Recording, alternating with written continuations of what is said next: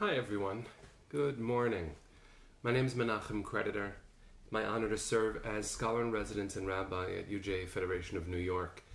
And it's Monday, so that means that we're back together. We will be sharing Monday through Friday at 9 o'clock in the morning some words of Torah, a little bit of song, and wishes for a good day, some blessing. So I'm really glad that we get to do this every day. It is a beautiful ritual to start the day together. And even in this minute that we've just begun, it is now 9:01 and we've got 33 friends who are present. Susan, you got to make the first comment. Deborah, it's great to see you. And David, all right, good start. Dale, hi. So there's a lot happening right now. We are in the middle of what many have called the new high holidays, in the Jewish world at least, because tonight will begin Yom HaZikaron, Israel's Memorial Day, and then tomorrow night begins Yom HaAtzmaut, Israel's Independence Day. And so it is Monday. Outside of Israel, today is felt differently, but we are connected as a global Jewish people. And to our friends who are not Jewish, who are part of this gathering too, it's a very powerful thing to share our reflections, to share my own reflections on covenantal moments of Jewish history, and to offer a blessing to the whole world, recognizing the Jewish context from which the blessing is coming. Judy, it's great to see you too. Mindy, hi. Oh, it's so good to see all of you.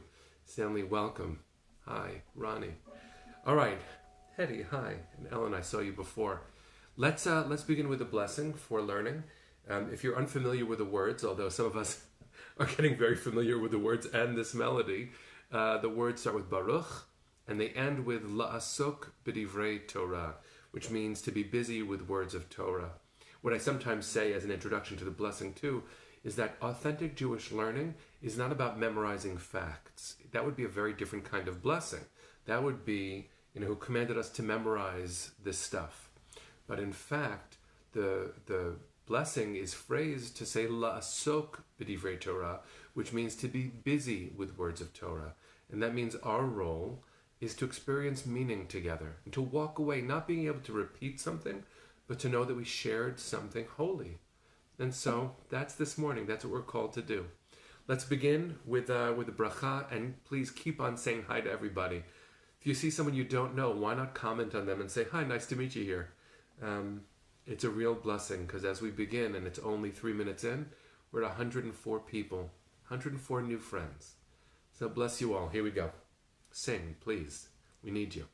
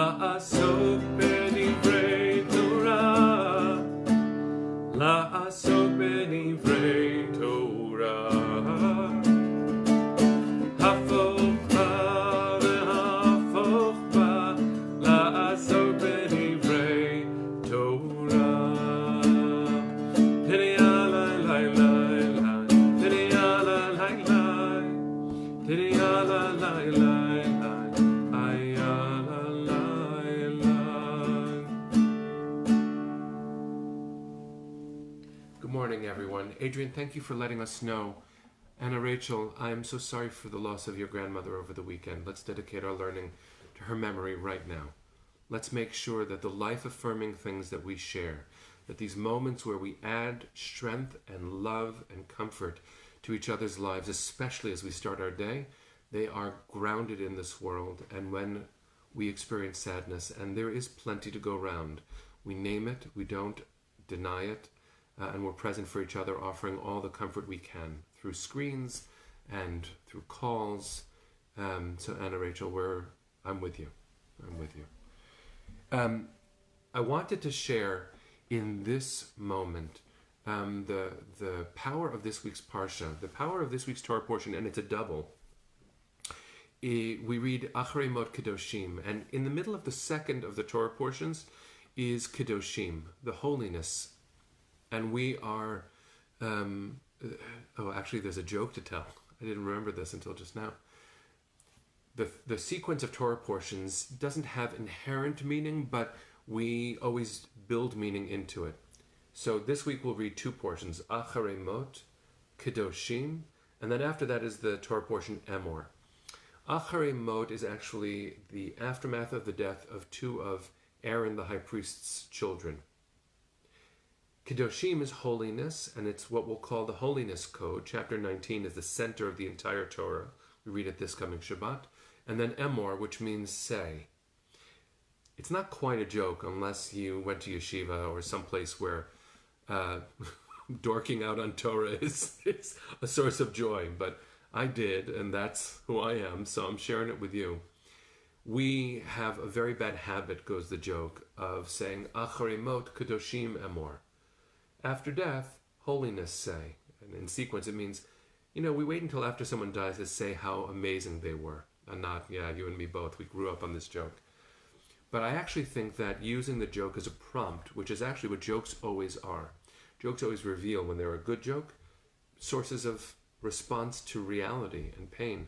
So the power of hearing the joke is for us to say, we're not going to wait to offer the love and respect and admiration we have for each other until it's too late. We do it now. As Mike and the Mechanics said in the 80s, in the living years is when we're called to do that. So I wanted to share something from this week's Torah portion because I think it really, really offers itself perfectly for this moment. So in Leviticus 19, and if you're looking for a great source online for every Jewish text you can imagine, most of them in translation, go to sefaria.org. I'll spell it because it's a strange word if you're not familiar. Sefaria, Sefaria.org, which is basically our Jewish Library of Alexandria. It's the most amazing resource. I turn to it often and recommend it to you. It's very accessible.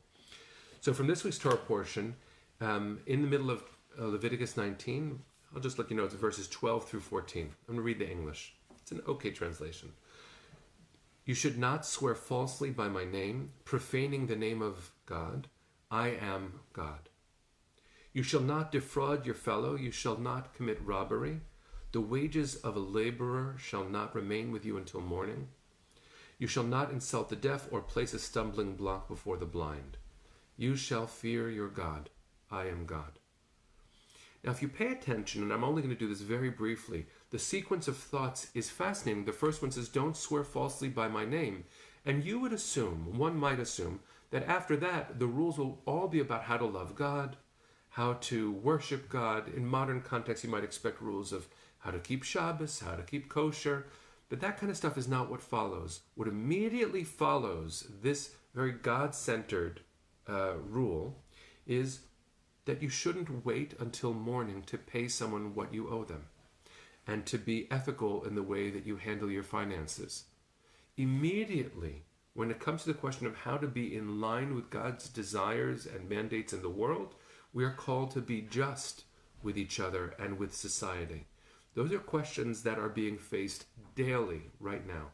And for us to understand that holiness, the very center of the Torah, is concerned with how we treat each other, so much so that the very next verse, which is one of the most interpreted in all of Jewish text, is, do not curse the deaf, and do not put a stumbling block before the blind. A stumbling block before the blind is typically understood as when someone has a vulnerability, don't take advantage of them.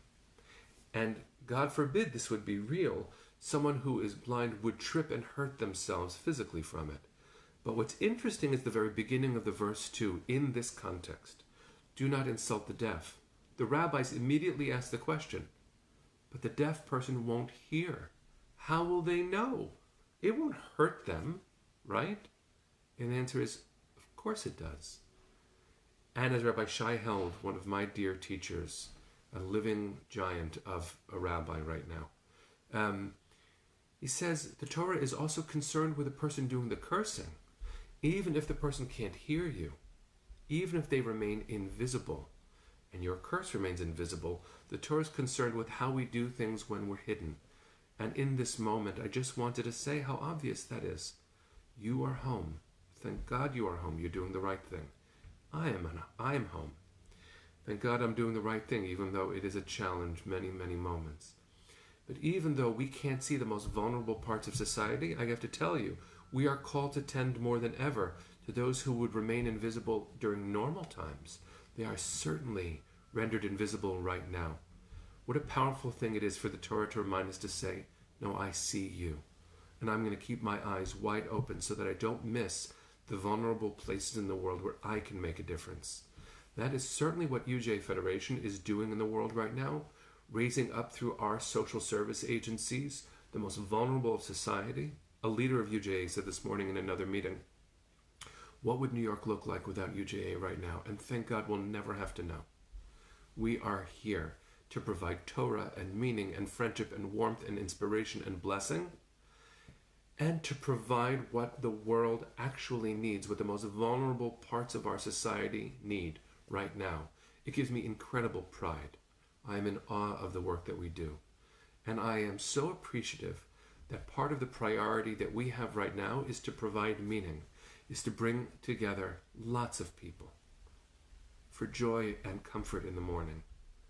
So I wanted to bless everyone here with joy today, with purpose today. No one's invisible. Not today, not ever. And if you need, this is a moment where you can pour it out. So Helen, as you said, connection. If you would like, while we're singing this out right now, I'm just going to pick up the guitar and sing the melody without the words, to offer yourself up as someone who sees you, who sees each other, who sees the world. This is a great space for that. You are seen. It's so stunning.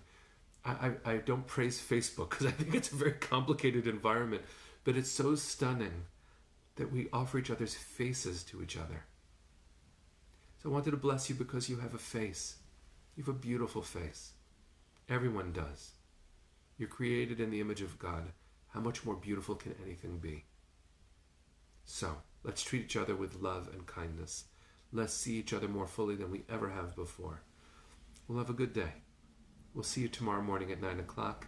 Let's sing a little bit and wish each other well. Wherever you are, sing loud. Let's do it. Ya la la la la, diddy ya la la la, diddy ya la la la, ay ya la la la. One more time, even more heart. Ya la la la la, diddy ya la la la, diddy ya la la la, ay ya la la la.